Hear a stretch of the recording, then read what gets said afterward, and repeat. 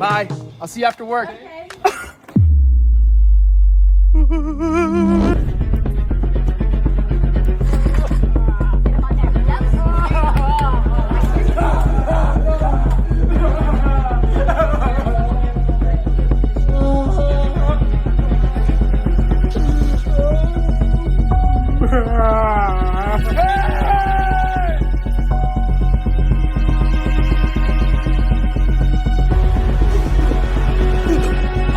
Yo, what's up, bro? I'm just chilling.